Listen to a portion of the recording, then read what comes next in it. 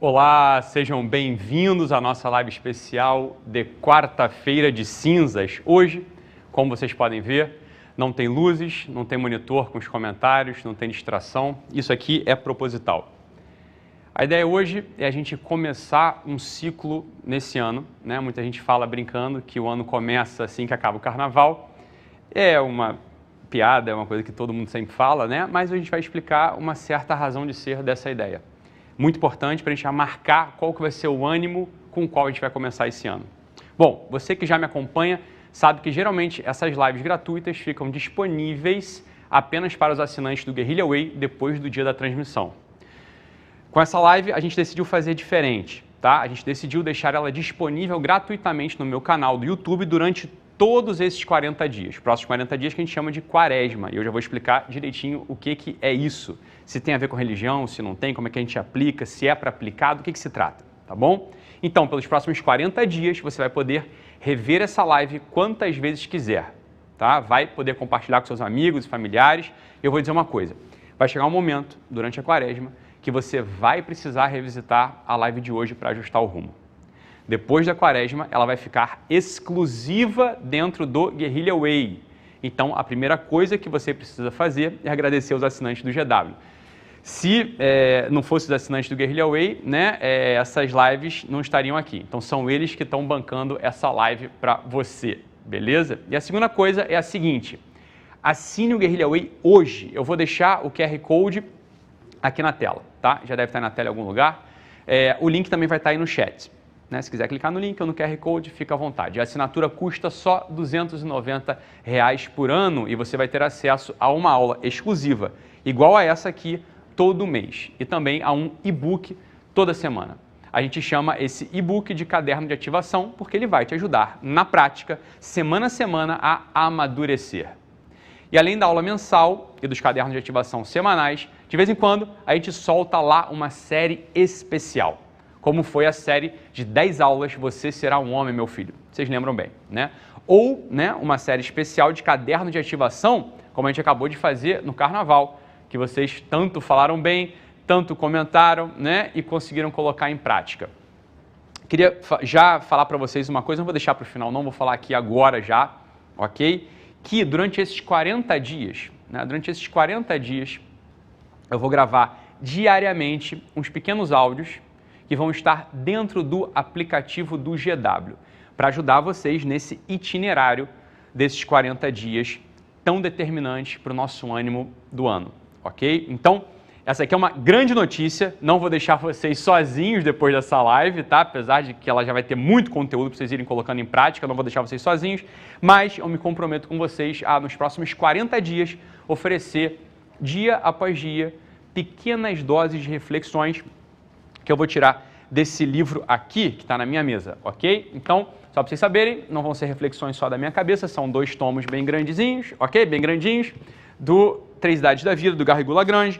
Nesse primeiro tomo, tem aqui algo que eu acho que é fundamental para vocês, que é muito interessante, e eu vou comentar ao longo desses 40 dias, essa parte aqui que trata da purificação das almas dos iniciantes. Parece um negócio assim meio místico, né? Sei lá, meio, sei lá, né? Coisa assim meio fora do... Não, você vai ver que isso aqui está muito ligado, muito ligado à nossa vida prática, à nossa relação no trabalho, com a esposa, com o próprio Deus, com nossos filhos, com as nossas crenças, com aquilo que a gente tem que melhorar ao longo do dia a dia. Então, ao longo dos próximos 40 dias, eu vou liberando pequenos áudios, pequenos mesmo, para você poder ouvir 5 minutinhos, para você poder ouvir uma parte dessa estrutura aqui do livro do Garrigou Lagrange, As Três Idades da Vida Interior. Beleza? Grande notícia, né? Eu acho que vai ser maravilhoso para vocês. Então, tudo isso você acessa pelo nosso maravilhoso aplicativo GW ou pelo computador. A imagem já foi aí, vocês viram, olha lá. Tá tudo muito bonito, né, pessoal? Essa aqui é a verdade, tá? Essa aqui é a verdade. Então, agora, vem comigo aqui. Pode ser que eu use aqui o quadro, ok? Para colocar alguns esquemas aqui que eu estou pensando em colocar para vocês ao longo da nossa aula de hoje. Então, agora é hora de prestar atenção, ok, pessoal? Vamos prestar atenção. E antes de mais nada, vale a pena a gente falar por que a gente escolheu a data de hoje para fazer uma live especial. Ítalo, eu, desde que sou novinho, desde que sou novinha, eu sei que a quarta-feira de cinzas é o que marca o final do carnaval, né? Então eu ia lá para o sítio da minha avó, eu ia lá para a casa de praia dos meus primos, e a quarta-feira de cinzas era marcada pelo fim do carnaval, né? A gente voltava para casa, depois tinha mais quinta ou sexta-feira que a aula voltava, mas o que de fato é a quarta-feira de cinzas dentro de uma dimensão mais profunda? O que a quarta-feira de cinzas marca para a gente? O que ela marca para a gente? Então, antes de falar propriamente da quarta-feira de cinzas, eu queria que a gente imaginasse o inverno. Eu queria que a gente imaginasse o inverno, não esse nosso inverno aqui da região tropical do Rio de Janeiro, que praticamente não aparece, mas um inverno do hemisfério norte, por exemplo. Vamos imaginar um inverno europeu. Vamos imaginar o inverno simbólico. O que é o inverno? O inverno é aquele momento do ano no qual parece que as nossas esperanças elas já estão indo embora, né? O inverno é aquele momento que a gente precisa viver daquilo que a gente plantou, cultivou e colheu nas estações anteriores, né? O inverno, ele é quase como que não tivesse vida. Qualquer pessoa que tem uma experiência do inverno sabe que é um momento dramático, é um momento de expectativa, é um momento de tensão, é um momento de espera. Ora, acontece que depois do inverno, e aqui que está o meu ponto, depois do inverno vem um momento maravilhoso, no qual, se a pessoa é um pouco sensível, ela repara que todas as esperanças voltam, como que num sopro de ar, né? Como que foi um ar soprasse e as esperanças, elas voltam. Esse momento do ano chama-se primavera. A primavera é aquele momento do ano no qual as esperanças todas voltam. O sol, de algum modo, volta a brilhar.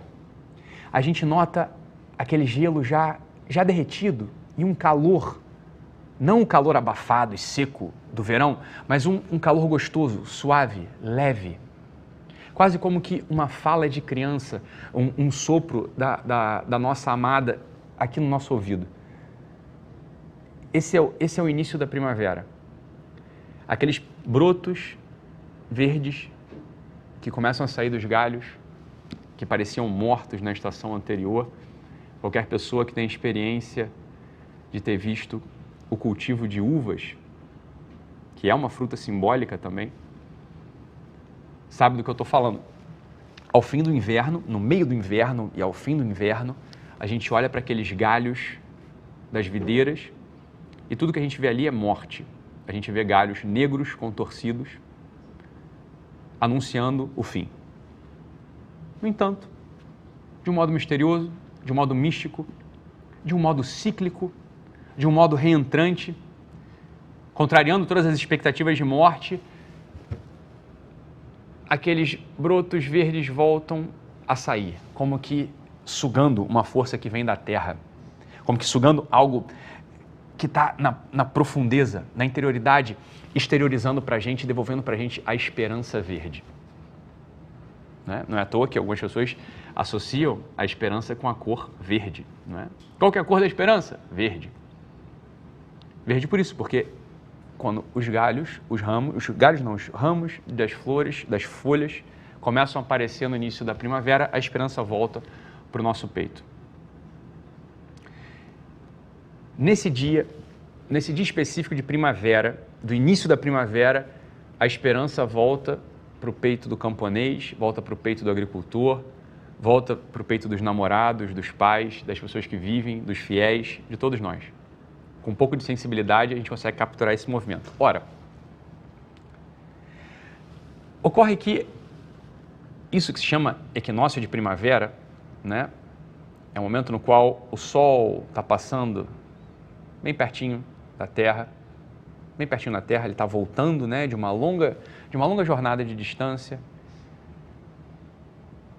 Esse Sol, ele começa a refletir numa outra estrutura, uma estrutura que circula muito perto de nós. é a estrutura criada mais pesada, por assim dizer, e mais próxima, chamada Lua. A Lua que marca uma série de funções humanas, né? A pesca, os calendários. Ora, essa Lua rodando aqui perto da Terra, ela é um símbolo da nossa humanidade.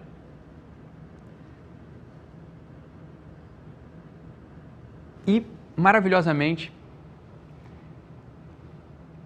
a lua mais cheia, preste atenção, a lua mais cheia, ou seja, a lua mais cheia, logo após esse retorno da esperança, ou seja, a primeira lua cheia, após a primavera começou, visualiza comigo. A esperança volta para os nossos corações. O broto verde dos ramos voltam a se colocar para fora. O gelo derreteu. A gente começa a limpar aquilo que o inverno deixou de sujeira, de galho. As águas derretidas do inverno. A gente começa a limpar aquilo tudo.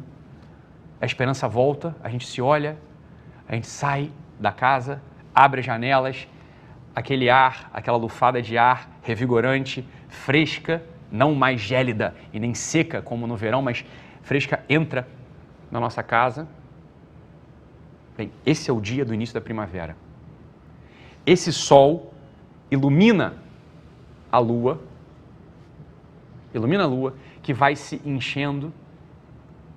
E a primeira lua cheia, após o início da primavera, é o que determina a data mais importante do nosso calendário. A data mais importante do nosso calendário, e perceba por quê. A data mais importante do nosso calendário, que é o símbolo vivo da esperança que retornou e iluminou a minha humanidade, a primeira lua cheia, após o início da primavera, é o que marca a data mais importante do nosso calendário. É aquele dia no qual não só, preste atenção nisso, não só a esperança da agricultura, a esperança do cultivo da terra, a esperança dos lavradores e dos camponeses retorna. Mas é quando retorna a esperança de todo o gênero humano. É quando volta a esperança de todos os homens caídos, de todos aqueles que, olhando para si, e essa é uma experiência que certamente você tem, eu tenho, nós todos temos essa experiência. A experiência daquele homem que enfrenta temores diariamente, temores de não ser fiel, de não ser bom, de não ser leal, de não ser justo, temores de ver os seus bens roubados, ver os seus entes queridos mortos. Esse ano foi marcado por isso. Pessoas queridas ao nosso redor foram embora, faleceram, talvez numa velocidade maior do que nos anos anteriores, numa presença maior do que nos anos anteriores. O homem é feito de muitos e muitos temores. Muitos e muitos temores. Todos esses elencados aqui e mais uma lista que talvez você queira completar aí na tua intimidade. Ocorre que esse dia, essa lua cheia, após o início da primavera, ela é como que a luz que ilumina essa escuridão. Ela é uma palavra de consolo para o coração dos aflitos, para o meu e para o seu. É a volta da esperança, como eu dizia, não só dos agricultores, é a esperança material, mas é a esperança de que a gente vai durar. A esperança de que nós temos um algo que dura, que é imortal, que não morre.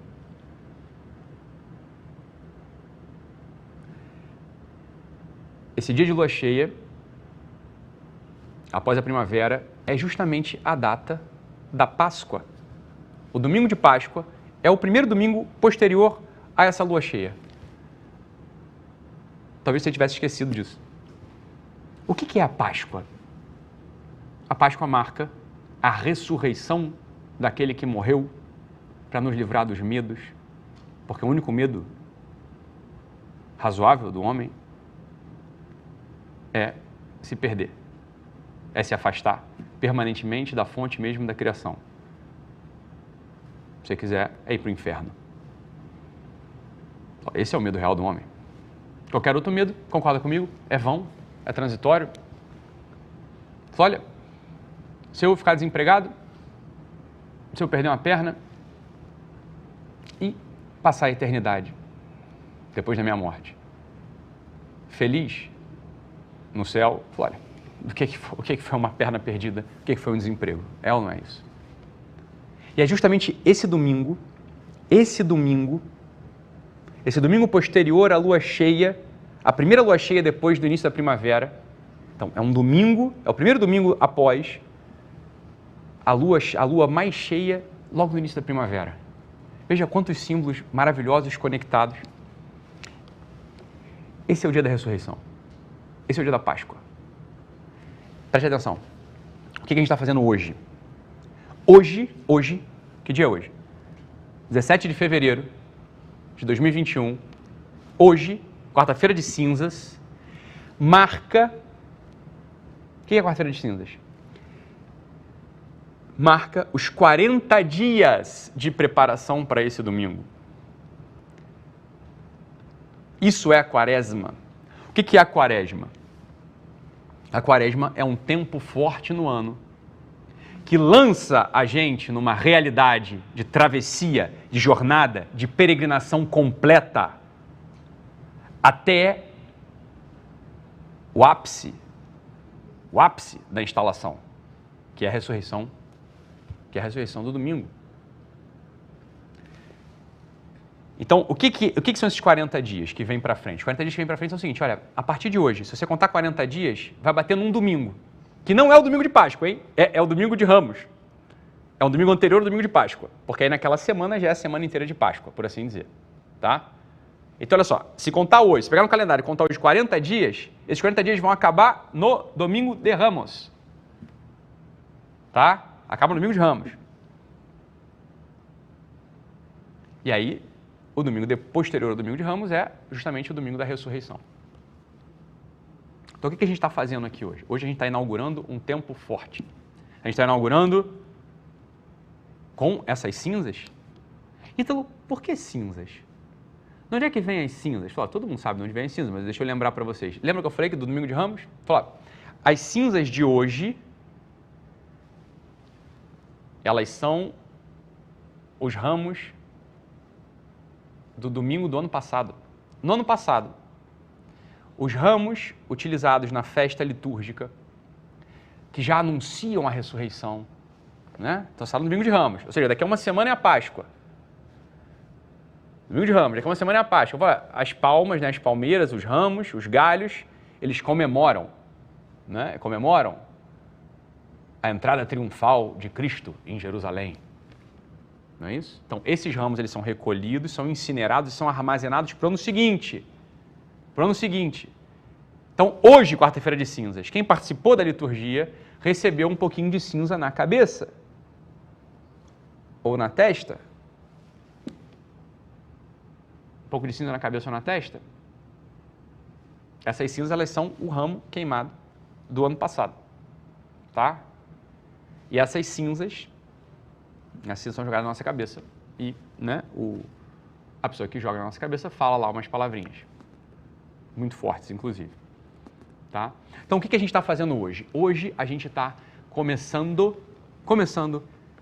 esse itinerário de 40 dias. Lembrando uma coisa que vale a pena a gente ter em mente para a gente poder aproveitar muito melhor esse tempo. Que é o seguinte. O número 4 é um número simbólico. Bem, todo número é simbólico, mas o 4, ele guarda um símbolo muito poderoso. O número 4, ele é símbolo de totalidade humana, de totalidade material. Tudo, preste atenção, tudo que tem uma pretensão de totalidade está agrupado em 4. Então, quantos são os temperamentos humanos? 4. Sanguíneo, melancólico, colérico e fleumático. Né? Quantos são os elementos da natureza? 4. Fogo, terra, ar e água. Quantas são as estações do ano? A gente falava aqui. Tudo isso é matéria, tudo é material. Quantas são as estações do ano? 4. Primavera, verão, outono e inverno. Olha, uma coisa que talvez você tenha esquecido. Que é lindo, lindo, lindo, lindo. Quanto dura a gestação humana? Quanto dura a gestação humana? 9 meses, Doc. Mas presta atenção, meses não é bem mês não é uma realidade simbólica, é uma realidade mais civil do que simbólica. A marcação do tempo, ela é sobretudo lunar, né? Porque a Lua é um dado natural que você vê. Você vê a Lua mudando de fase em fase, né? 7 dias. A cada 7 dias vem uma Lua, né? Muda de fase, não é isso? Essa é a marcação. Quantas são as semanas? Ou seja, quantas fases lunares tem que passar para que um ser humano esteja maduro, seja totalmente maduro para vir à luz? 40. 40. Não é à toa que seja 40. Né? Tudo no mundo está misteriosamente, maravilhosamente armado simbolicamente. Amarrado. Né? Não é uma coincidência? É como é. Né? É como é, assim que o mundo foi criado. Então, 40 semanas não é à toa. 40 semanas é uma manifestação simbólica dessa jornada de maturidade, essa preparação total para que a gente possa receber a luz. Isso já está dado desde sempre. Desde sempre. Né? É claro, tem aquelas criancinhas que são mais apressadas e vêm com 37, 36 semanas, os prematuros, tem aqueles outros lá que vêm 42, mas a gente está falando do natural. O normal são 40 semanas, né? Meu primeiro filho nasceu com quase 42 semanas, mas o natural, o normal, a marcação do tempo, né? O padrão é 40 semanas. E a gente recebe a luz. Ora,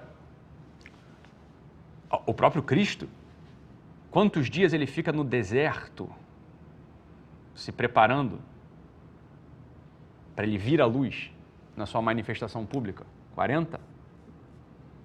Né? Então, o 4, ele sempre marca a totalidade. Uma totalidade do humano, uma totalidade do que é material. Ele marca um itinerário que os homens marcham. Olha, esse dado natural é muito impressionante, são 40 ciclos lunares, são 40 semanas para a gente nascer, para a gente vir à luz. Quantos anos o povo hebreu ficou vagando, marchando, andando no deserto até chegar à luz da cidade prometida? 40. E a gente entra aqui num tempo maravilhoso. Pesado, duro, exigente, necessário. Chamado Quaresma. O que é a Quaresma? A Quaresma são esses 40 dias de preparação para a luz, para a ressurreição, para o renascimento. Olha, luz, ressurreição, renascimento,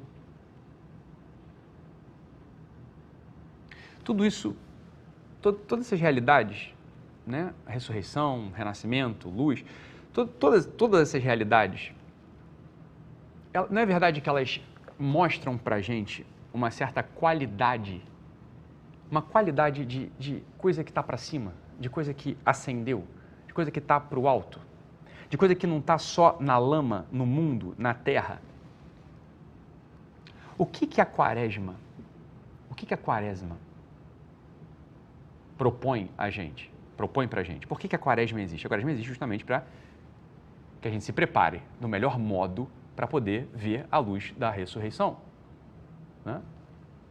Que vai aparecer para a gente daqui a 40 dias. Né? Então, daqui a 40 dias a gente vai chegar no domingo de Ramos, a gente já vislumbra a ressurreição, que é no domingo posterior. A gente sabe que vai passar pela morte, né? Né? Vai passar pela sexta-feira cruenta, vai passar pelo sábado de tensão e logo depois no domingo, onde há a ressurreição. Ítalo, eu não tenho religião, eu não acredito nessas coisas. Preste atenção que não é sobre acreditar. Não é sobre acreditar.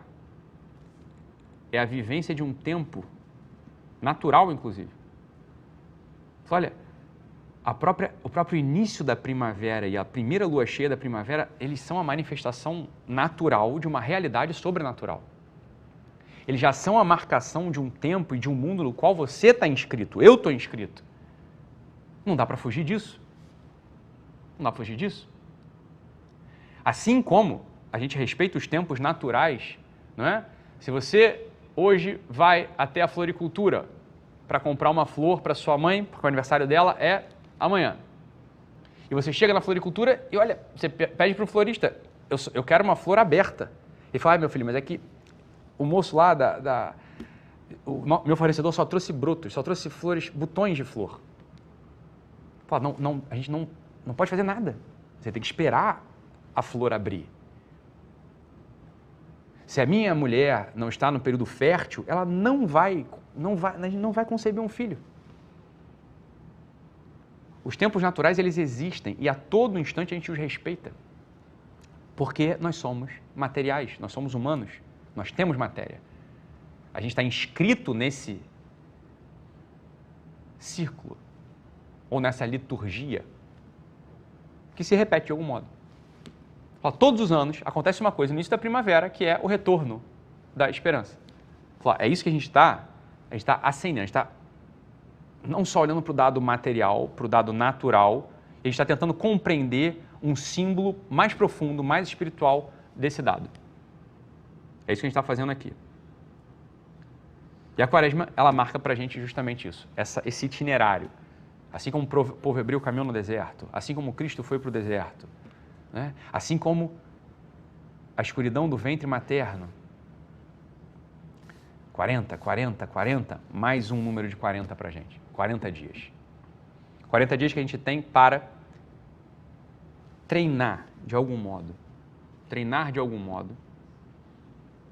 a nossa humanidade, para poder perceber esses movimentos superiores da luz. O que são movimentos superiores da luz, Ítalo? Os movimentos superiores da luz, eles são todo o domínio da transcendência. Então, por exemplo, a justiça. A justiça, ela reside nesse domínio da luz, nesse domínio da transcendência, nesse domínio que não é só material. A justiça é um conceito, não é? A honra, a lealdade, são conceitos desejáveis, que a gente aspira, que a gente quer, que a gente deseja, mas que não estão aqui, ao alcance da minha mão. Não é? Eu não pego a justiça, não é isso? Eu pego o celular, eu pego o copo, mas eu não pego justiça. Eu não pego honra, lealdade, nobreza, essas coisas eu não pego. Essas coisas elas estão em outro domínio. Elas estão num domínio, vamos lá, vamos aprofundar? Elas não estão num domínio material. Elas estão no domínio da transcendência. Elas estão no domínio da estabilidade. Elas estão no domínio da eternidade. Elas estão no domínio da verdade. Aqui reside a verdade. E é justamente naquele domingo da Páscoa, né? O domingo que virá daqui 40 dias mais uma semana, né? 40 dias. Esse domingo mostra pra gente esse domínio, a existência desse domínio, da verdade, do logon, do logos, do verbo que se fez carne, habitou entre nós, padeceu, morreu e ressuscitou. Como quem diz, não adianta querer matar a verdade. Se você quiser matar a verdade, ela volta daqui 3 dias viva. Quando aquele promotorzinho, aquele funcionário público de 3º escalão, pergunta a Nosso Senhor, pergunta a Jesus, quid est veritas? Quid est veritas? O que é a verdade? Pilatos pergunta a Jesus. Jesus, sendo a verdade, responde o quê para ele. Quem lembra o que é que Jesus responde a Pilatos? Numa das cenas mais dramáticas de toda a narrativa universal. Nada. Ele se cala, ele silencia. Como quem diz, só alguém humilde e sereno, com coração limpo e puro, pode perceber a verdade. A verdade estava na frente de Pilatos, sangrando, se derramando por ele, e ele não quis ver. E ele chicoteia, açoita, abre chagas na verdade, crucifica a verdade, sepulta a verdade e ela volta 3 dias depois. Total, completa, ampla, brilhante, resplandecente, luminosa, gloriosa. Isso é a Páscoa, que já está dado para a gente no nível simbólico natural, através da primavera e da lua cheia. Veja, as realidades são muito semelhantes, as realidades são muito próximas. É claro que uma no nível natural e outra no nível sobrenatural, da transcendência. Mas é a mesma realidade, é a mesma estrutura sendo mostrada para a gente.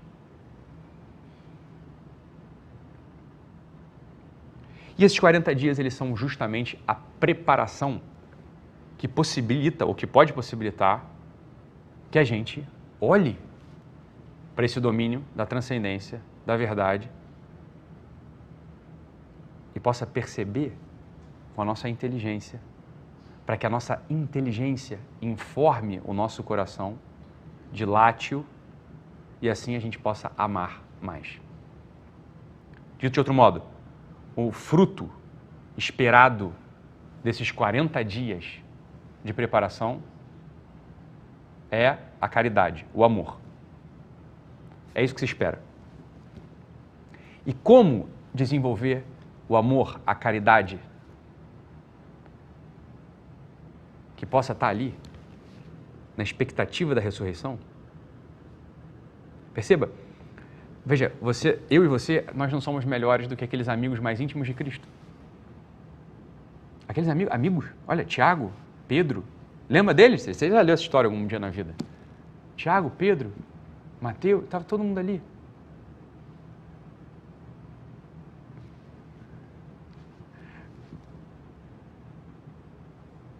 Olha, o que eles fizeram quando ele foi preso?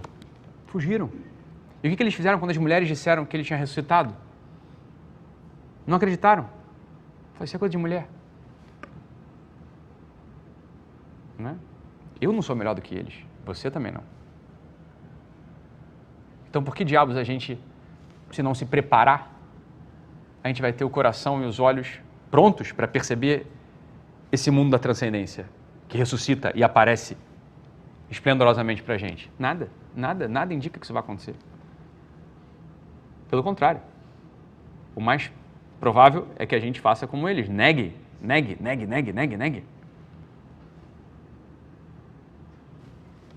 E não perceba. Olha, é isso que se pretende na Quaresma. A Quaresma pretende que a gente domine, mate os 3 inimigos. Preste atenção. Há 3 inimigos do homem. Há 3 inimigos para o homem. Há 3 inimigos cujo ofício, cujo trabalho é achatar, aplainar, amputar essa capacidade de transcendência do homem. São 3 desafios. Você também já ouviu, existe uma trinca, existe uma tríade de inimigos do espírito para o homem. E a gente vai explicar aqui como combatê-los, né? Então, quais são esses inimigos?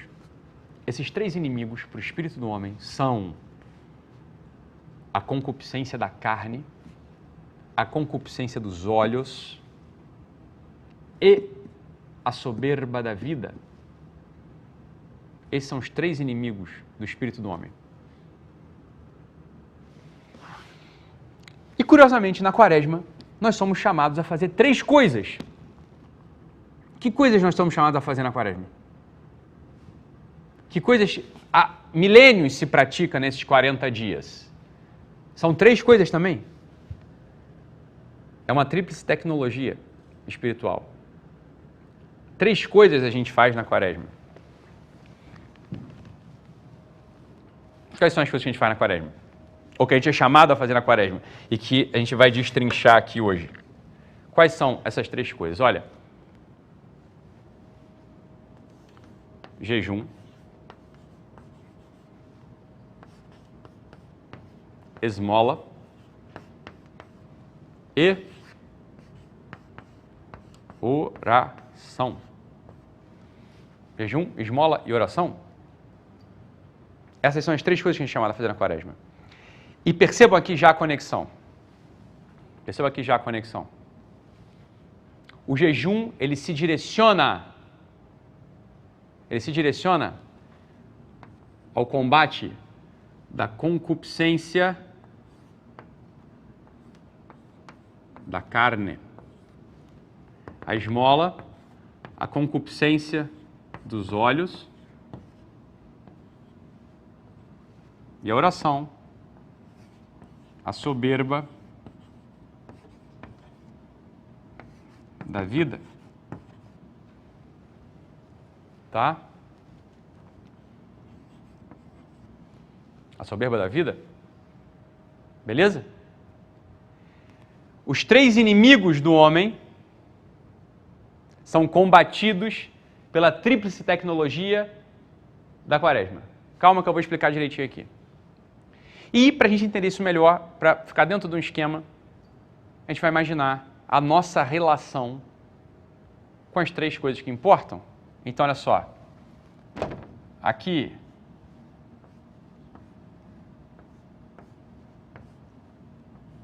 o jejum ordena a tua relação com você mesmo, né? Então aqui, ó. Aqui estou eu, tá? Eu me relaciono com eu mesmo, não é isso? Eu me relaciono com os outros e eu me relaciono com Deus. Esse é o nosso esquema. Esse é o nosso esquema, tá? O jejum mata a concupiscência da carne, ordena a concupiscência da carne, que eu já vou explicar o que é, calma, para que possa haver uma normalidade na minha relação comigo mesmo. Comigo mesmo. A esmola se opõe à concupiscência dos olhos e ordena a minha relação com os outros. E a oração mata a soberba da vida e ordena a minha relação com Deus. Presta atenção, porra. Se isso tudo aqui estiver ordenado, eu me torno uma pessoa mais ordenada, mais excelente, mais disposta a perceber as coisas que importam. É ou não é assim? Eu não trouxe, mas tem um livro de um místico muito importante chamado Bernardo, São Bernardo, que ainda faz uma outra alegoria que eu não vou provavelmente trabalhar aqui, num sermão que ele dá justamente num domingo, né, no domingo anterior, no início da quaresma, né, acho que é justamente o sermão um dos sermões da quarta-feira de cinzas, são 7 mais famosos e recolhidos. Ele faz uma associação e fala o seguinte, olha, existem modos de se relacionar com o mundo, modos próprios de se relacionar com o mundo, são bons, modos bons de se relacionar com o mundo, que são como um peregrino. Deixa eu botar de outra corzinha aqui, vê se dá para ver. Dá para ver? Peregrino, morto ou como o ressuscitado.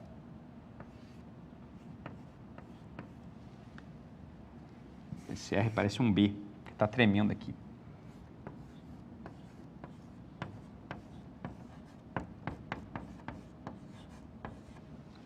Tá? Mas isso aqui eu não vou tratar hoje, não. Mas você vê que dá para a gente desdobrar isso aqui de muitos modos. De muitos modos, tá? O que a gente precisa entender aqui, ó? Que é isso que a gente vai fazer nesses 40 dias. A gente vai fazer jejum, dar esmola e fazer oração. Fazer jejum, dar esmola e fazer oração. Essas três coisas,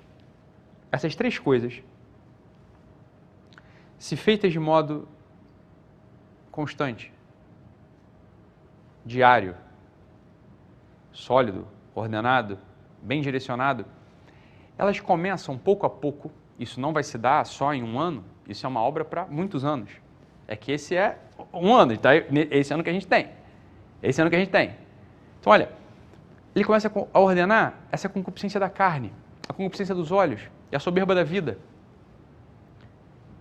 E a minha instalação pessoal, relacional e de criatura se ordenam, vão se ordenando.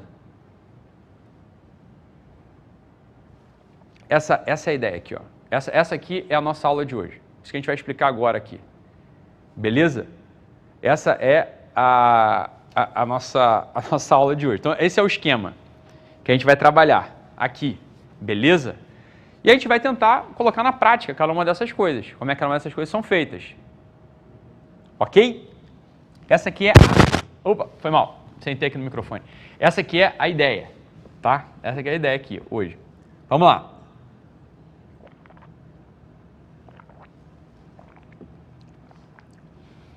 O que é a concupiscência da carne? Fala, olha,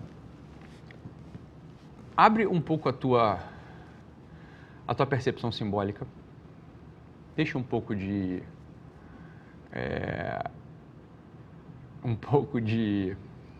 Olha, essas certezas malucas aí que você tem na tua cabeça.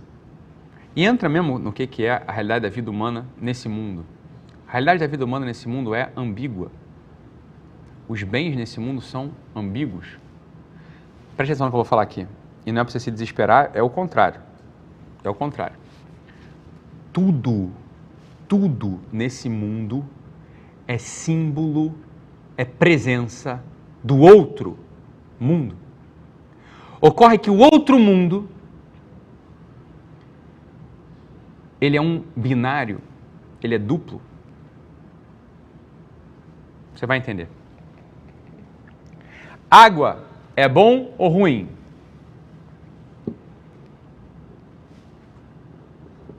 Água é bom ou ruim? É isso aí. A resposta é depende. Para quem está se afogando, é a pior coisa do mundo. Para quem está com sede, é mais valioso que 1000 reinos. Não é ou não é? Né? O amor, a paixão, é bom ou é ruim? Humana. Aqui, humana. Estou falando da divina. Estou falando da humana. Olha, é bom quando ela é direcionada à minha esposa. É horrível quando é direcionada à mulher do próximo. É ou não é? Essas são as realidades desse mundo. As realidades desse mundo, elas são assim por quê? Porque esse mundo, presta atenção, ele é um símbolo, ele é um espelho do outro. E o outro mundo é justamente uma dualidade bem definida de bem e mal, de céu e inferno. Tudo nesse mundo, de algum modo, é reflexo simultâneo do céu e do inferno. Ora, céu e inferno são qualidades estáticas, por assim dizer, eternas. Eterna é melhor do que estático. Estático dá a ideia de que está tudo paralisado, não é isso que eu quis dizer. É simultâneo. Já está tudo presente no céu e no inferno. Nesse mundo as coisas vão se desenvolvendo, vão se desenrolando. E tudo nesse mundo é presença de céu e de inferno. A sabedoria consiste em treinar o coração e o olho para conseguir já nesse mundo separar as coisas. E tender a se chegar mais para aquilo que é símbolo nesse instante do céu e rejeitar aquilo que é símbolo do inferno. É assim que a gente consegue um relacionamento excelente, um desempenho excelente, um amor excelente. Essa é a tecnologia de orientação do mundo, na verdade.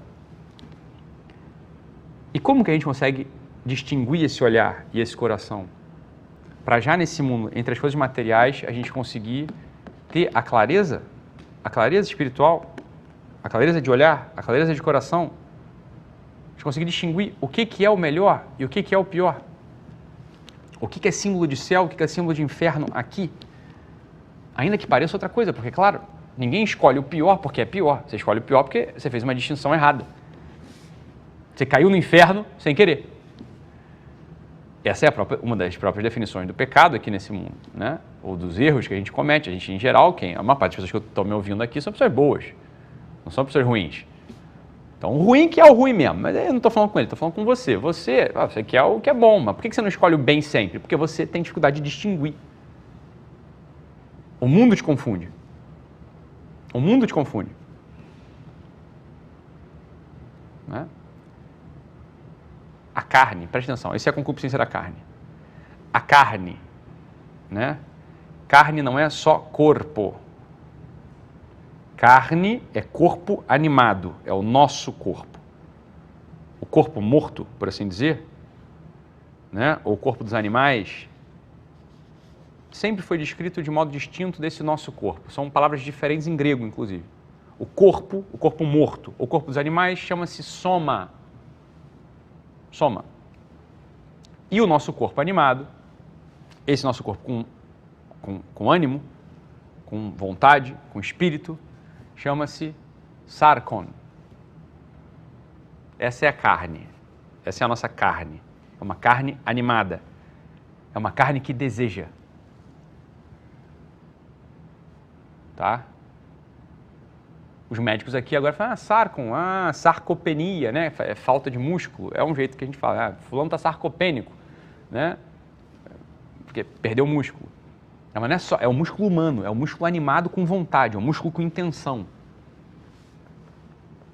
O que é a concupiscência da carne? A concupiscência da carne é um direcionamento habitual do nosso corpo, da nossa carne, aquilo que dá prazer. Aquilo que dá prazer. Ora, prazer desse mundo.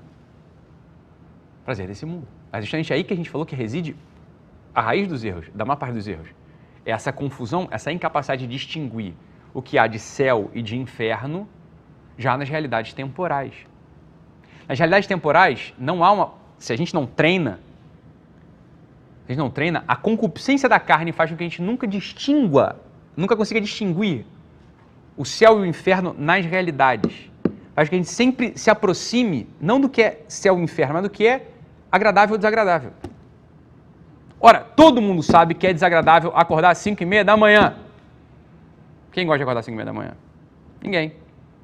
Mas a gente não acorda porque é agradável ou desagradável, a gente acorda porque a gente precisa pagar nossos boletos. Ou se recuperar de um problema de saúde e fazer atividade física. Bom, a única hora que eu tenho é 5h30 da manhã, então tem que levantar, tem, né? Não é agradável, mas é um bem. Não é agradável, mas é um bem. Olha, essa coisa muito tosca, a nossa inteligência consegue distinguir porque não é bem a inteligência que está distinguindo. A gente sabe que vai ter uma... Olha, eu não quero ter falta de ar se eu precisar carregar meu filho no colo. Então eu preciso cuidar da minha saúde. Veja, não é algo muito transcendente que está... É uma coisa também física e material que está falando que você acorde às 5h30 da manhã, né? Ou você está com vergonha do teu cunhado, você está com vergonha do teu pai, você está com vergonha dos teus primos, porque você não tem dinheiro, então você tem que ir lá e trabalhar mais, ganhar um dinheirinho, você está com vergonha dos teus vizinhos, você trabalha mais, né? Não é algo muito nobre, mas te mexe. Não é assim?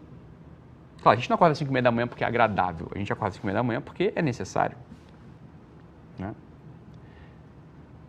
Ora, existe algo, existe uma tecnologia que ajuda a gente a distinguir já nesse mundo não só o que é agradável e desagradável, mas a se orientar e se ater e a querer, a pegar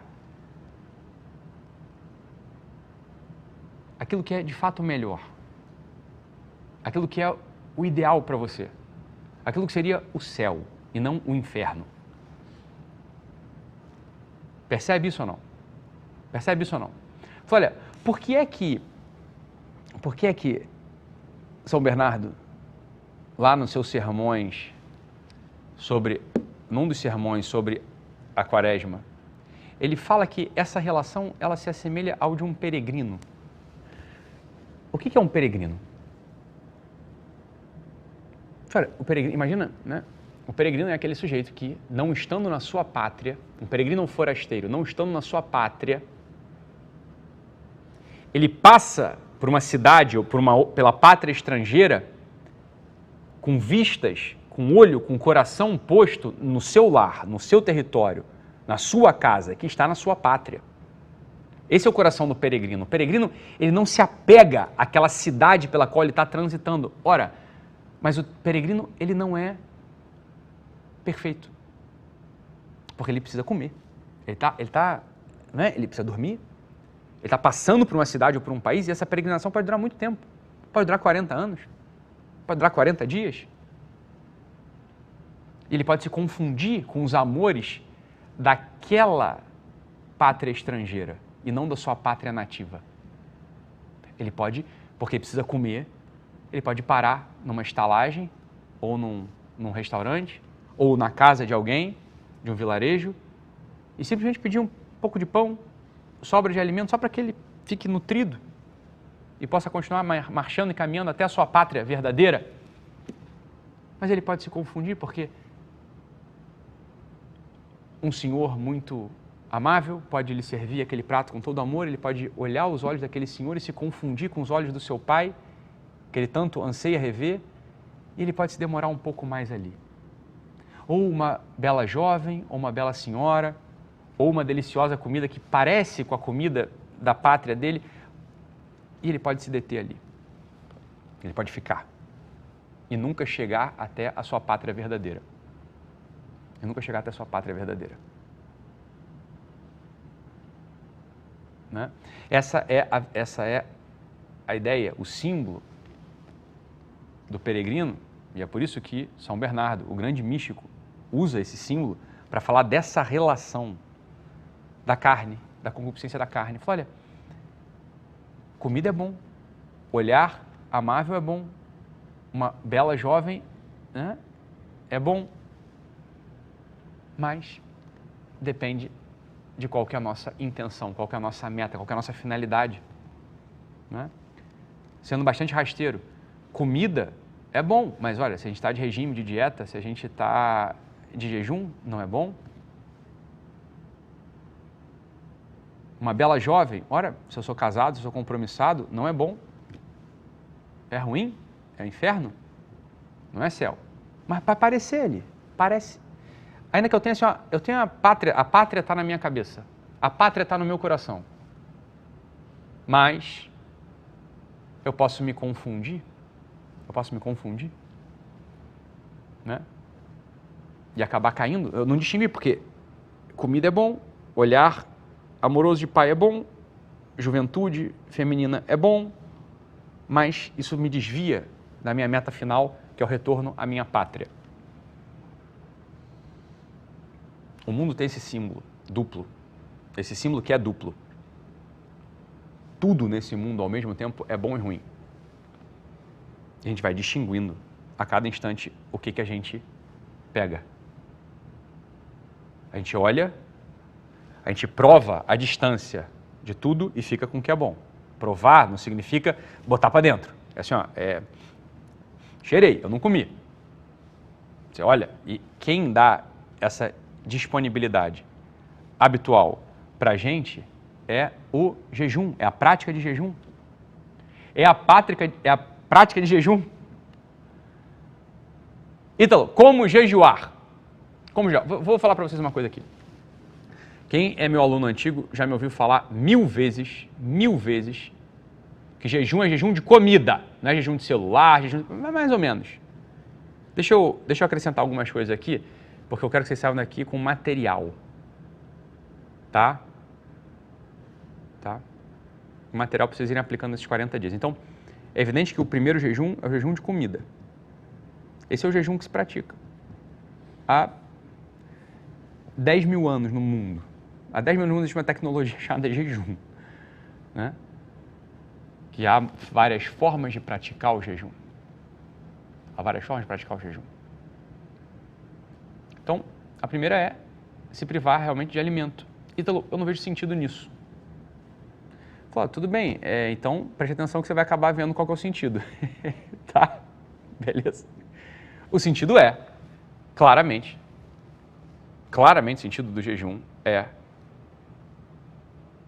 você estar mais atento, mais recolhido a um único incômodo, chamado fome, que você consegue controlar de algum modo.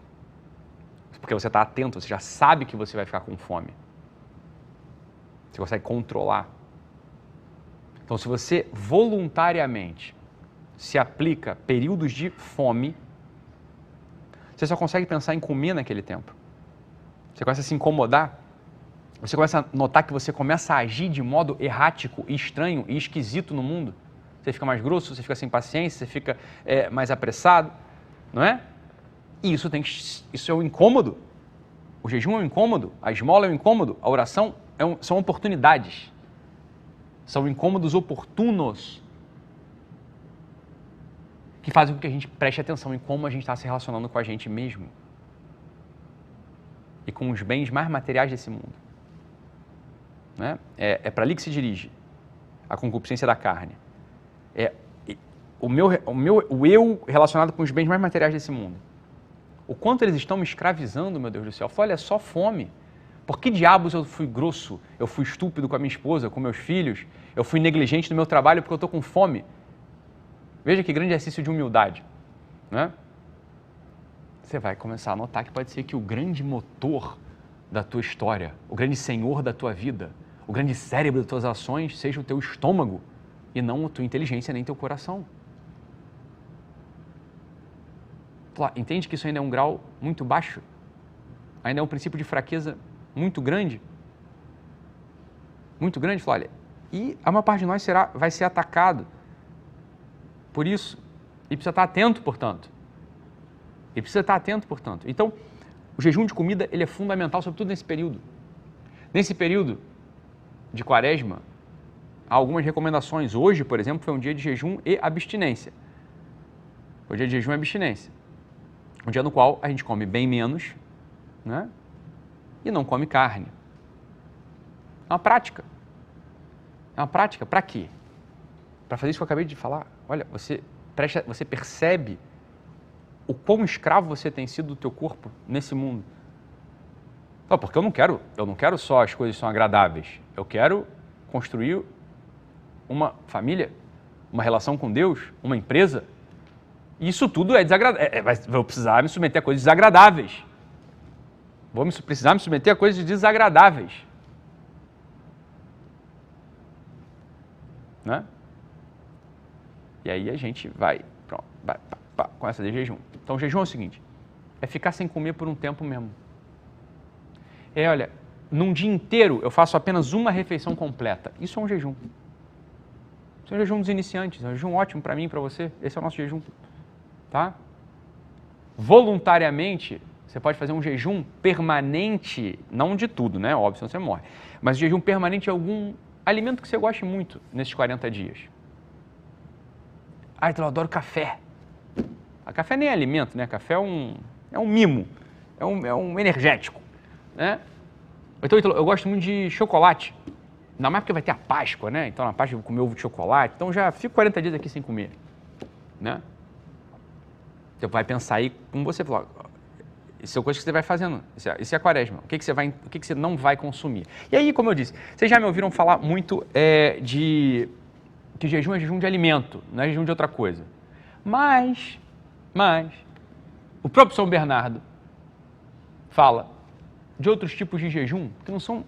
Bem, ele fala lá, jejum, né? Não são exatamente o jejum, mas são tipos de jejum.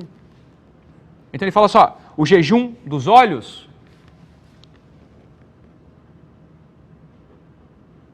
Jejum dos olhos? Olha, não é que seja exatamente o mesmo jejum do alimento, mas a verdade é que os nossos olhos, eles desgovernam muito as nossas ações. Né? E todo marketing vive disso. O sujeito nem quer ter dente branco. Nunca nem sabia que era um problema não ter dente branco. Mas começa a mostrar dente branco, daqui a pouco você quer o quê? Você quer ter dente branco, porra. Eu não sabia que era um problema ter dente de outra cor. Mas aí começou a vir um monte de dente branco. Aí fala que tem Oral-B, não sei das quantas, Colgate, não sei das quantas, Sensodyne, não sei das quantas, vai clareamento no dentista, laser, não sei o quê. Pô, você fala, puta, dente branco deve ser bom. Quero dente branco. É ou não é assim? Fala, o olho desgoverna as nossas ações. Fala, tudo bem, ter dente branco não é uma coisa ilícita, imoral, não é nada, mas é desnecessário, você concorda? Dentistas do meu coração, não vão ficar bravos comigo, vai todo mundo querer continuar tendo dente branco, fica tranquilo, eu também quero ter dente branco, então não tem problema nenhum. Mas o fato é isso, dente branco é uma estupidez. Pra que você quer dente branco? Ah, porque é mais bonito. Eu sei, só que não é próprio, isso aí foi minha invenção. Alguém um dia falou que dá pra ter dente branco mesmo sendo velho. Quem tem dente branco é criancinha. Não é? Mas você já entendeu o que quis dizer. Então, óbvio, o olho desgoverna as nossas ações. Né? O olho desgoverna as ações. O sujeito nem quer atrair a mulher, mas fica lá vendo TikTok o dia inteiro. Aquelas menininhas, aquela mulherada lá toda dançando. Daqui a pouco começa a querer ter outra. Mas querer ter outra? Então, óbvio que vai desgovernar as suas ações. Né? Então, olha, o jejum dos olhares. Jejum dos olhares. Propósito é que você vai ter que botar o que está desgovernando minhas ações, que eu claramente sei que entra pelos olhos. Pronto, anota e faz um jejum de 40 dias aí. Né? Faz jejum de 40 dias. Olha, outro jejum aqui que o Santo Bernardo fala. Ouvidos. Jejum dos ouvidos, mesma coisa. Sabe que jejum do ouvido? Ele fala que ele põe junto, eu vou juntar os dois. Ele não põe não, eu vou juntar. Ele fala assim, jejum de ouvido e jejum de língua. O que é jejum de língua? Ele fala lá, está lá no sermão dele. Século XIII.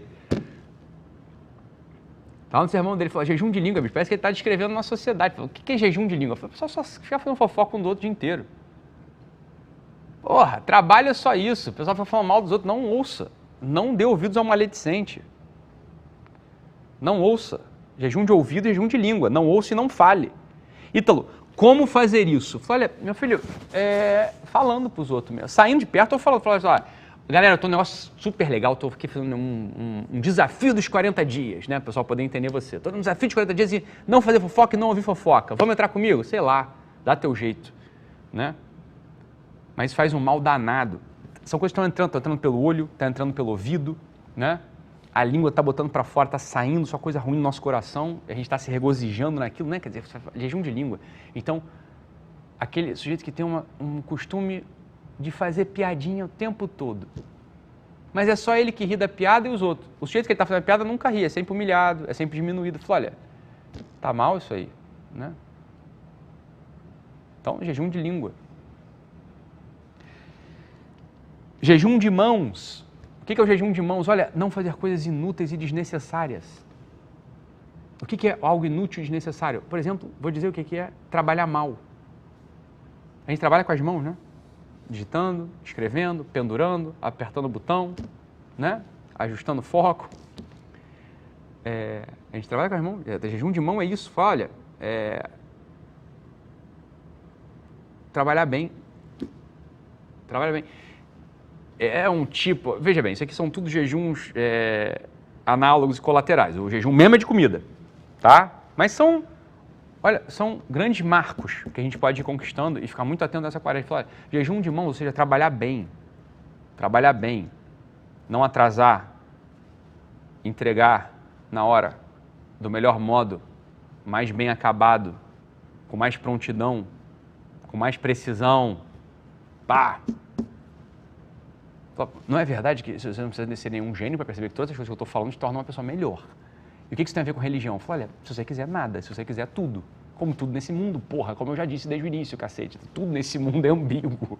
Você tá entendendo? O sujeito mais ateu do mundo pode ver essa live e falar assim, o sujeito mais ateu do mundo pode ver essa live e sair daqui muito melhor do que o sujeito religioso.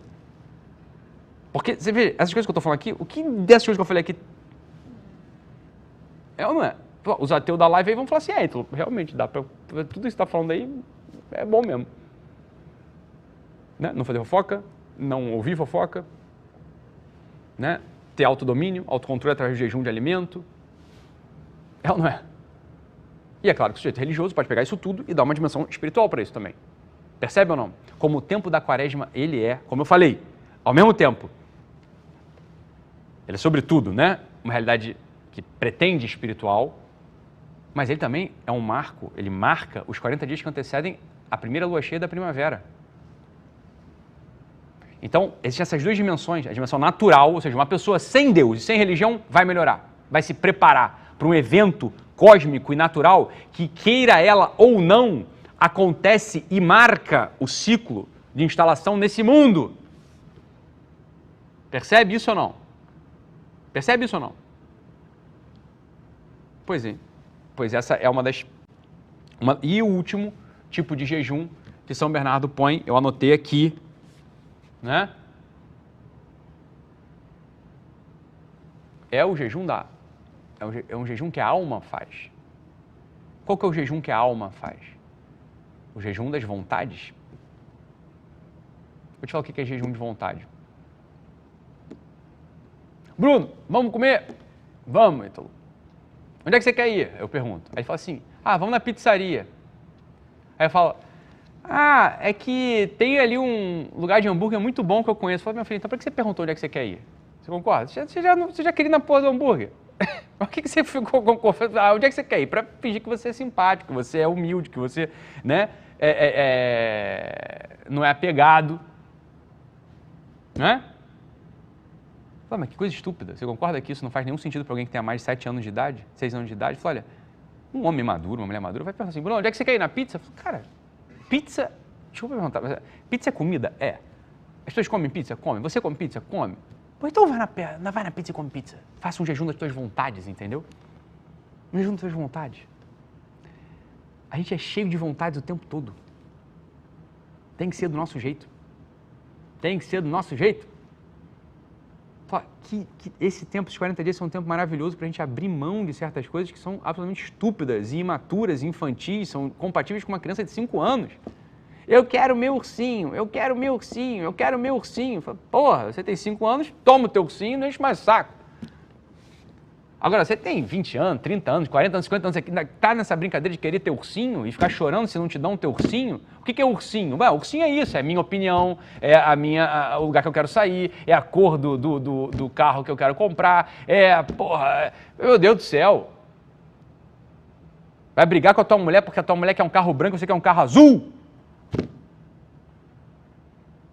Você tem um estado mental de uma pessoa de 5 anos.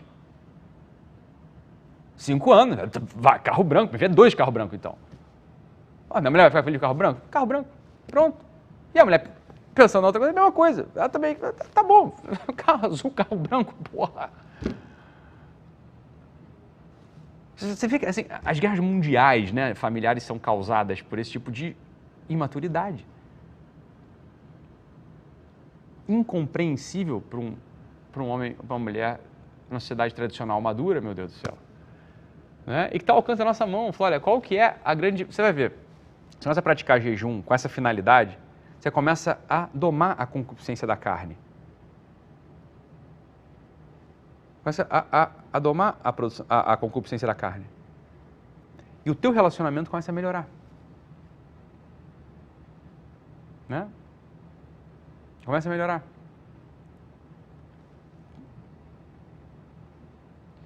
Olha, o segundo ponto aqui, concupiscência dos olhos. Deixa eu tentar ajudar vocês de um modo gráfico, de um modo um pouco mais simples, tentar explicar a concupiscência dos olhos. Olha, a gente precisaria de mais tempo para falar disso, né? Precisaria falar das faculdades humanas, das 7 faculdades humanas. Mas a gente não vai precisar. Eu conheço um atalho aqui para essa explicação. Nesse mundo, é muito esquisito e é fácil saber quem não pratica esmola. É muito esquisito que algumas pessoas tenham certezas absolutas sobre os outros. É muito esquisito isso. Como é que você pode ter uma certeza absoluta sobre os outros? Como é que você pode ter uma certeza absoluta sobre qualquer coisa nesse mundo? dado que esse mundo é ambíguo? A nossa forma de operar no mundo é através de um cálculo razoável de probabilidade. Olha, é razoável que esse celular ligue quando eu aperte aqui do lado? Porque muitas vezes ele ligou quando eu aperto aqui do lado. É uma expectativa razoável que eu tenho. É uma expectativa, assim, é provável que ele faça isso, porque ele fez isso várias vezes já.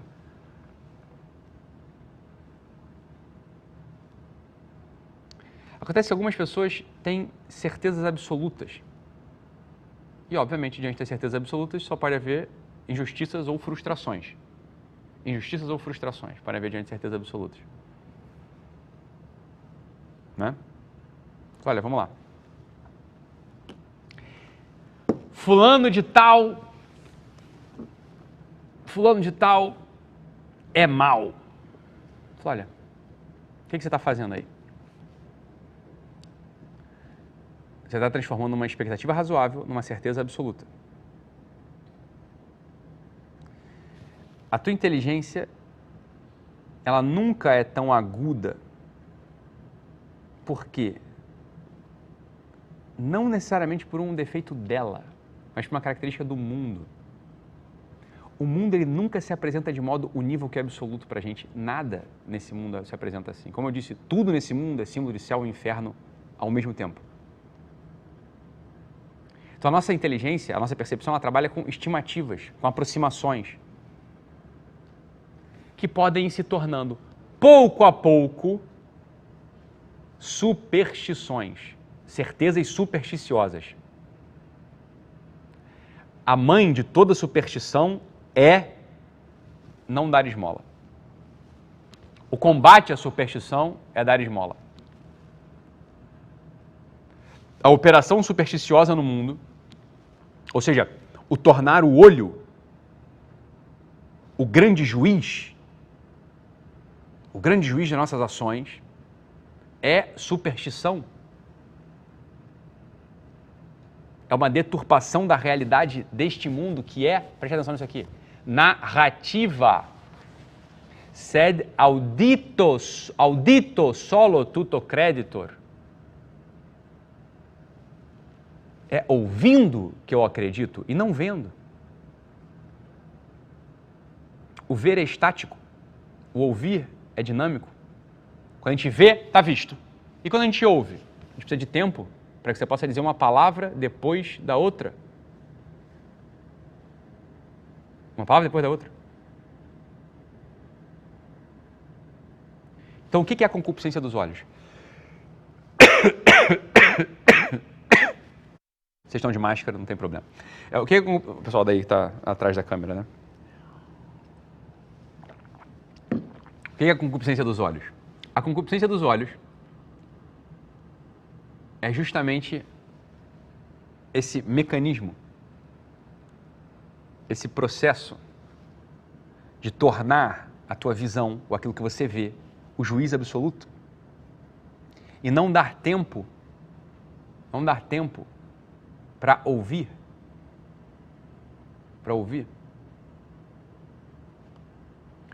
Como é que a esmola,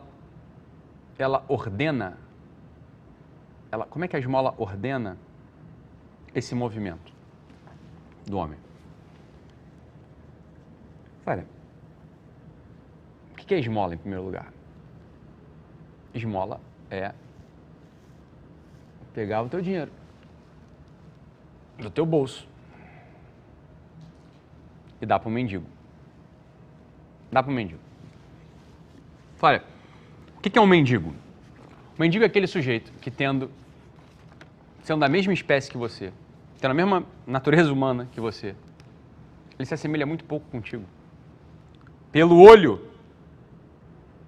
Quando você olha um mendigo, você vê alguém sujo, feio, perigoso, desgrenhado, sem lar, sem casa, às vezes sem um estado claro de consciência. Então, teu olho te engana. Olha, É justamente isso, é a concupiscência dos olhos, é você julgá-lo pelo que você está vendo. Quando você pega o teu dinheiro e dá para o mendigo, o que você está fazendo? Você está contando uma história, você está narrando algo, você está matando essa concupiscência, essa cristalização dos olhos, do olhar. Você está dissolvendo o teu juízo absoluto numa expectativa agora. Pouco razoável.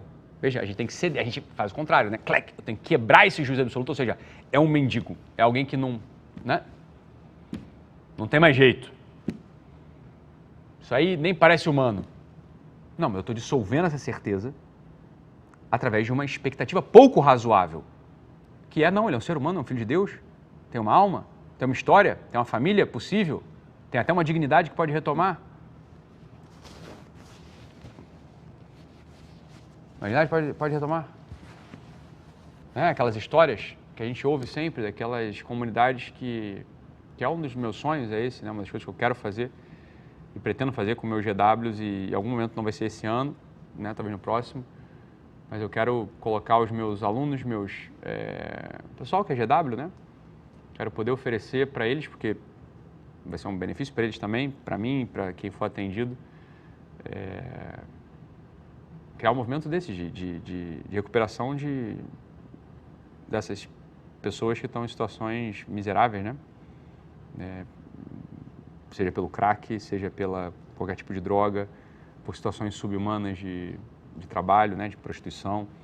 Então, uma das coisas que eu quero fazer, pretendo fazer, e hoje a gente já poderia, né, começar a pensar nisso, porque tem estrutura, tem gente muito bem disposta, tem gente com um coração muito amplo, muito generoso, e temos já muita gente, né, aqui com a gente, no GW. Uma das coisas que eu quero fazer é isso, né, é criar uma grande rede de assistência que recupere essas pessoas, né, que vá lá na Cracolândia mesmo, vá lá no inferno, né, e possa oferecer uma restauração da dignidade para essas pessoas. Mas há já comunidades e pessoas que fazem isso, né? Que fazem isso. Então, há instituições que vão lá dentro da Cracolândia tirar a gente lá de dentro.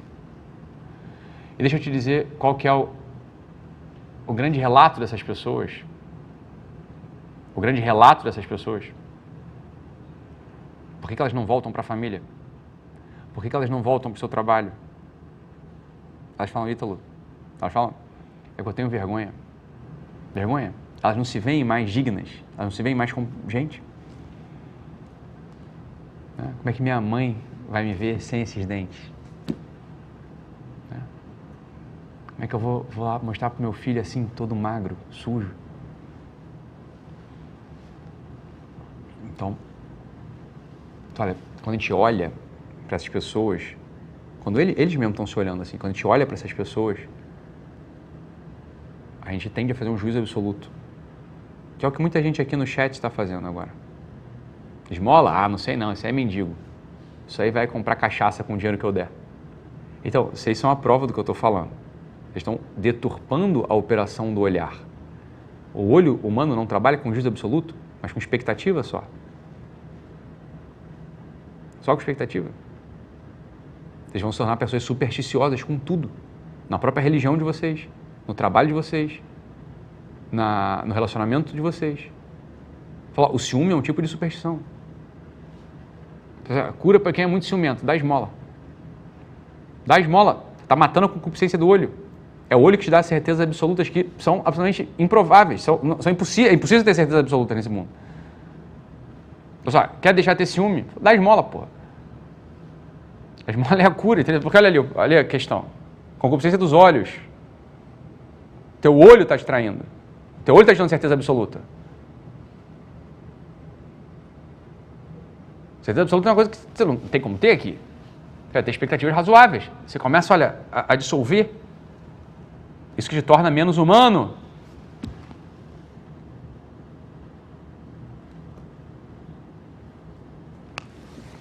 Você deu dinheiro para o mendigo. Você está contando uma história.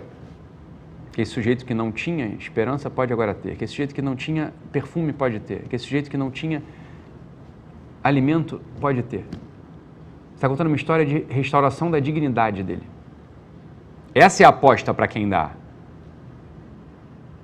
Essa é a aposta para quem dá esmola. Você está dando esmola, você está treinando o teu olho. Você está treinando o teu olho. Fala, Ítalo, como dar esmola? Fala, olha, você vai dar esmola se você tiver dinheiro, se você tiver mendigo. Se você não tem dinheiro nem mendigo, você não vai conseguir dar esmola. Você concorda ou não?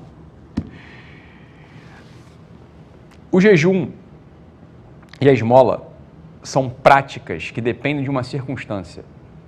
Né? São práticas circunstanciais. O jejum, né? Você tem que ter saúde para poder praticar. Você tem que ter comida para poder praticar, porque se você já é um sujeito famélico, já tem fome, você não tem como praticar jejum, você concorda? Você já não tem mais o que... Né? Não tem.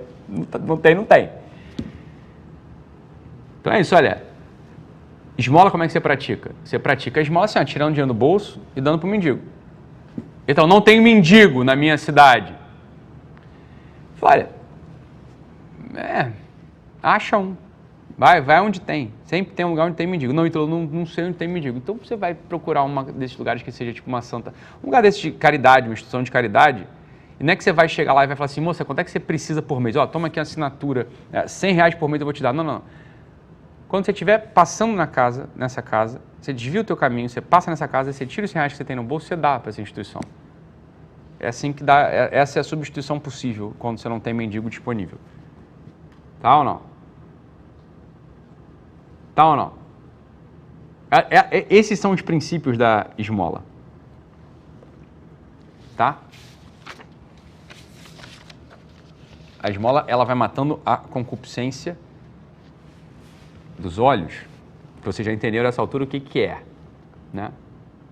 Vocês já entenderam o que é.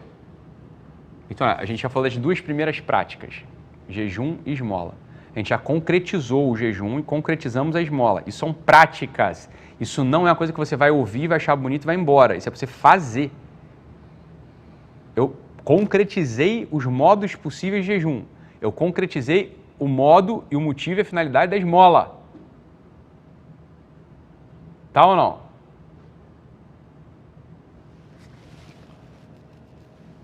Oração.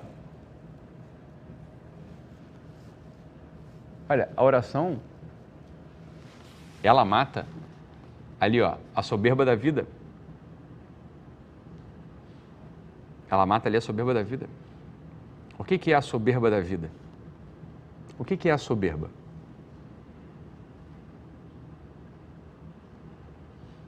A soberba é esse movimento pouco razoável. É esse movimento absolutamente deslocado, de você se colocar no lugar daquele que criou o mundo, a realidade. Isso é a soberba. No fundo, ao fim e ao cabo, a soberba é você querer se colocar no lugar de Deus. E olha ali justamente a relação que se estabelece. Olha, a oração ordena, resolve, contrapõe a soberba da vida, se contrapõe a soberba da vida e ordena a tua relação com Deus. Olha, eu e Deus, ó, é a relação estabelecida ali.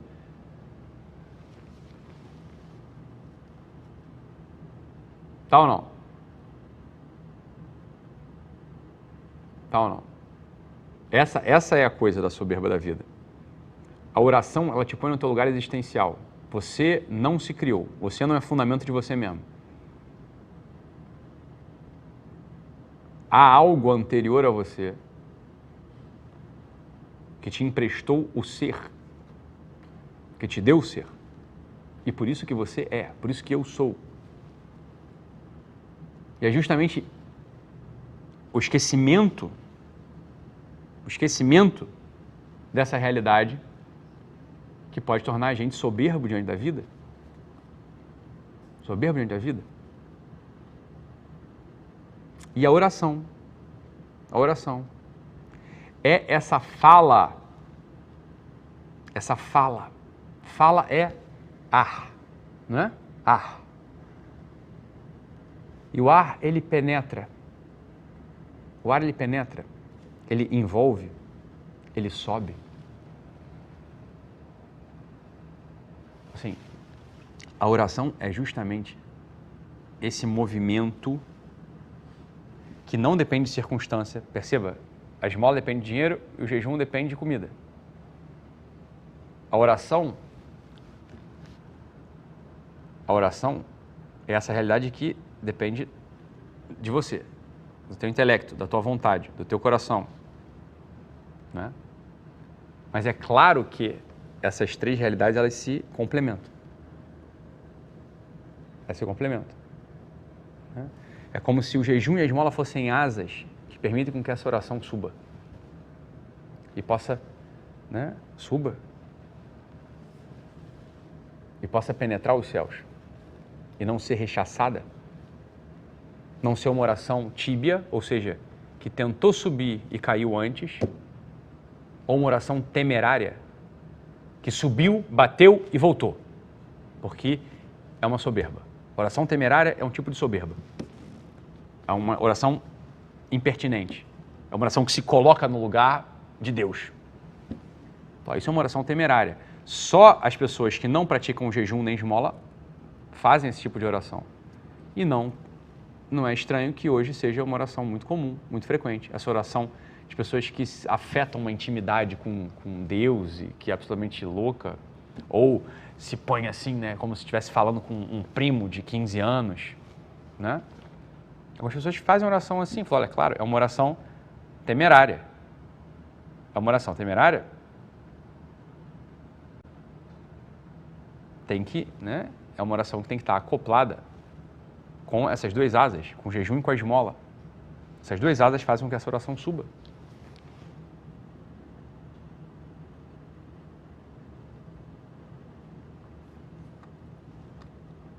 Quais são os tipos de oração? A gente já percebe aqui, ó, jejum e esmola como algo fundamental. Hoje em dia é muito comum, né?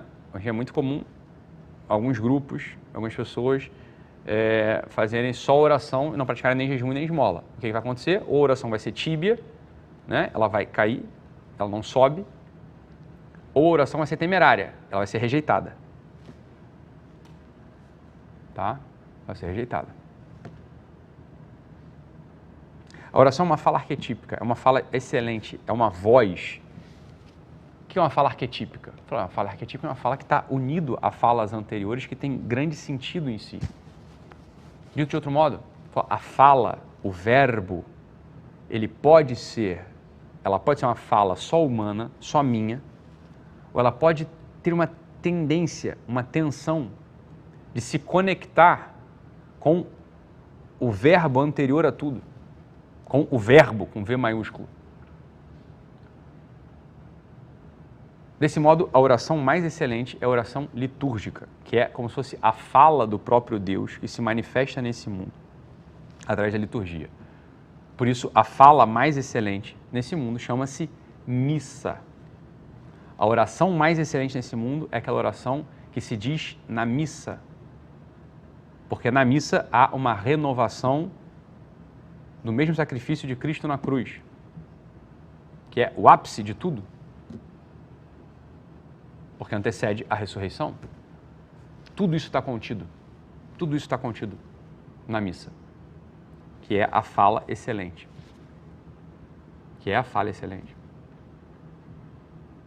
Essa é a oração. É uma oração litúrgica. Essa é a oração que é fundamento e raiz de todas as outras orações. E existem as orações não litúrgicas, que são as orações mentais. São as orações mentais, que é aquela oração mais comum, que as pessoas mais fazem, que é só, eu estou aqui com um avião caindo e eu vou falar, Jesus, Deus, me salva. Isso é uma oração. Essa é uma oração de petição. Essa oração é uma oração excelente. Ítalo, mas eu tenho um pouco de dificuldade com isso, porque eu acho tão injusto, né? Só fazer oração pedindo para Deus, né? Só faço oração quando eu estou precisando. Aí quando eu estou precisando eu faço oração. Falei, não é injusto. Se você estiver fazendo com a intenção correta, que é tornar Deus presente, né? Tornar Deus presente para a tua consciência. Soberbo, você deixar de ser soberbo. Você deixar de ser pelagiano. O que é um pelagiano? Pelagiano é aquele sujeito que acha que vai se salvar pelos próprios méritos, pela própria força. Você deixa de ser soberbo, você deixa de... Olha, a oração de petição, Deus, eu preciso de um emprego, me dá um emprego. Fala, pelo amor de Deus, você está desempregado, por que você não está fazendo oração ainda, meu Deus? Veja bem, desemprego é bom ou ruim? Essa altura do campeonato, 1h30 de live, desemprego é bom ou ruim? Ítalo, depende. Tudo nesse mundo depende? Tudo depende. Se o desemprego foi o meio através do qual você conquistou uma intimidade espiritual e a vida eterna, olha, ele é bom, portanto. Você conseguiu ver o que há de céu nessa circunstância, não o que há de inferno nela. Você extraiu o que há de céu e não o que há de inferno nessa circunstância. Se você tem um desemprego e você faz orações de petição frequentes, você está trazendo Deus para a tua consciência, para a tua presença, para o teu coração, para o teu peito. Você está pedindo a ajuda dele. E ele pode fazer duas coisas. Ele pode ajudar e te dar um emprego. Ele costuma fazer isso. Ele pode não te ajudar e não te dar um emprego. Porque você ainda não é humilde o suficiente. Claro. Essa é a operação no mundo. Essa é a operação no mundo. Né?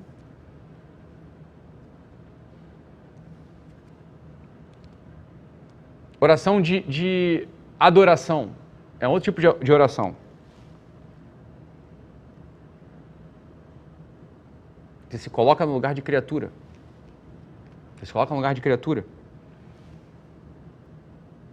Ela é um pouco diferente da oração de louvor. São tipos de oração. A oração de louvor, ela não é sobre você. A oração de adoração, ela sei que é a dificuldade mais que algumas pessoas têm.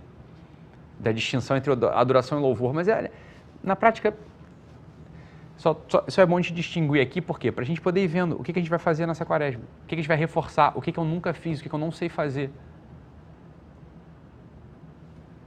Oração de louvor olha,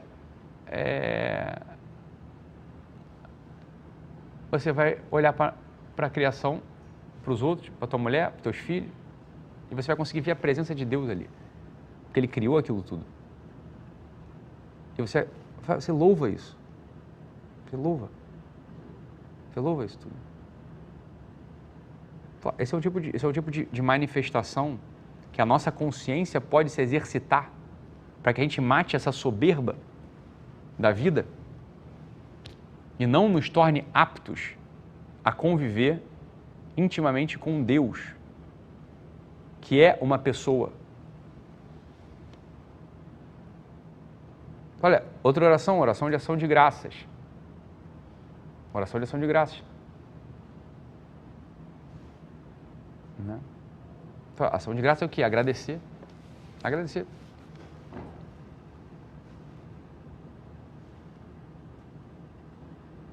E a oração de intercessão, que é pedir pelos outros, que você ama ou que você não ama. Então, essas são as formas de fazer oração. Essas são as formas de fazer oração. Vamos recapitular aqui. Vou falar uma por uma, eu já expliquei, vou falar uma por uma, e a gente vai pegar nessa quaresma, nesses 40 dias, a gente vai, vamos trabalhar cada uma delas. A gente vai trabalhar cada uma delas. O que está me faltando aqui? Qual que é o ponto cego na minha relação de oração? Qual que é o ponto cego na minha prática de oração? Olha, primeiro que eu falei, oração litúrgica. Aquela oração que você se une ao verbo mesmo. Ao verbo mesmo. Olha, qual que é a oração litúrgica? A oração litúrgica por excelência é a missa. Então, nessa quaresma, você pode botar esse propósito. Se para você não for uma coisa, né? Vá à missa. Então, o que acontece quando eu começo a praticar essas coisas? A tua consciência ela começa a ficar, como eu disse, olha, a tua consciência ela vai ficando menos, ela vai colocando, Deus vai ficando mais presente. Então, a tua consciência ela vai ficando mais ativa, fica mais aguda. E algumas coisas que você não se incomodava, que você não percebia, que não era um problema para você, elas começam a te incomodar. Você começa a perceber que você está sendo inoportuno algumas vezes com a família, sem graça no trabalho, desbocado, sei lá, coisas que antes não eram uma questão para você. Você começa a notar que aquilo ali está um pouco distante, está distante do teu propósito, está distante da tua finalidade enquanto ser humano, tá distante. Esses são os efeitos, sobretudo da oração litúrgica. Esses são os efeitos da oração litúrgica e da oração mental também. Quais são os 5 tipos de oração mental, portanto, que a gente falou aqui? Olha, oração de bênção e adoração, né? Oração de petição, oração de intercessão, oração de louvor e a oração de ação de graças, né? Então, a gente pode se reconhecer como criatura, pode pedir pelos outros, pode agradecer e pode simplesmente louvar, falar as belezas e as bondades do próprio Deus. Esses são os 5 mais 1, né? A oração litúrgica, que eu coloquei a missa como um grande exemplo, e depois a oração, as 5 tipos de oração mental possíveis. Na prática, como fazer esses 5 tipos de oração mental? Olha, eles podem ser disposições habituais da tua consciência, você mantém isso vivo na tua consciência, escreve esses nomezinhos e lembra que esses são movimentos bons do teu espírito sempre. Ou você pode reservar, 10 minutos do teu dia para ler algum livro espiritual, algum texto espiritual bom, extrair dali, olha, dessa ideia que veio, desse conceito que veio, como é que eu posso adorar, como é que eu posso pedir, como é que eu posso interceder, como é que eu posso agradecer, como é que eu posso louvar com esse conteúdo que me chegou agora. Isso é praticar a oração. Quando o sujeito pratica oração, como eu falei, alguns comportamentos vão sendo depurados, alguns comportamentos vão se tornando, mas, olha, o sujeito vai matando o resto. E imagina se a gente usar esses 40 dias para levar a sério essa tríplice tecnologia do jejum, da esmola e da oração, né? Para que a gente possa combater ali, a concupiscência da carne, que a gente já explicou, a concupiscência dos olhos e a soberba da vida, melhorando ou ordenando a nossa relação com a gente mesmo e com o mundo, com os outros e com o próprio Deus. Olha, essa é a grande jornada na qual está encerrado, na qual está inscrito o ser humano. É a totalidade da operação humana, simbolizado por esses 40 dias, essa travessia nesse deserto, essa travessia nesse exercício, com a prática desses exercícios constantes, diários,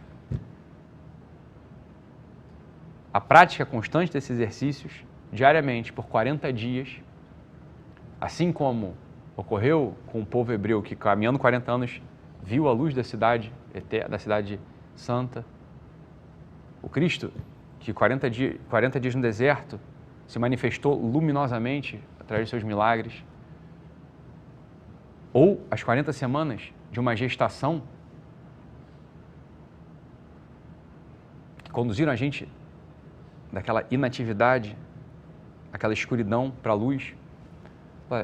Que esses 40 dias de Quaresma que começam hoje sejam para a gente também uma oportunidade de praticar o jejum, a esmola e a oração, ordenando a concupiscência da carne, dos olhos e a soberba da vida e melhorando assim a nossa relação com o mundo, com os outros e com o próprio Deus, em vistas a que a gente possa alcançar finalmente essa luz.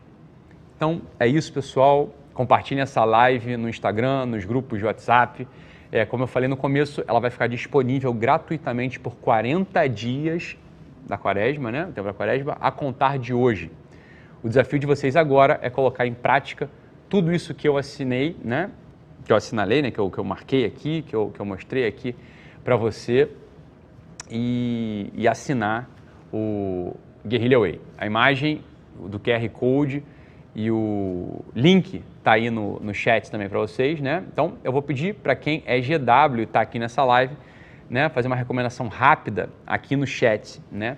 Assim, quem não é GW vai entender por que o Guerrilla Way é hoje o maior programa de amadurecimento e desenvolvimento pessoal da América Latina. E ele só custa R$ 290 por ano. Então, basta clicar no link do chat ou acessar pelo QR Code aqui na tela, beleza? Lembrando que, para os assinantes do Guerrilla Way, lá dentro do aplicativo, eu vou disponibilizar pequenos áudios, pequenas gravações, né? Como se fossem pequenos podcastzinhos de 5 minutos, 7 minutos, diariamente ao longo desses 40 dias, tá bom? Então, não deixe de acompanhar. Espero que faça muito bem para vocês. Muito obrigado aqui pela companhia de todos, né? Então, vamos lá, vamos começar esse tempo forte de jejum, esmola e oração. Fica com Deus, pessoal. Um abraço e até mais.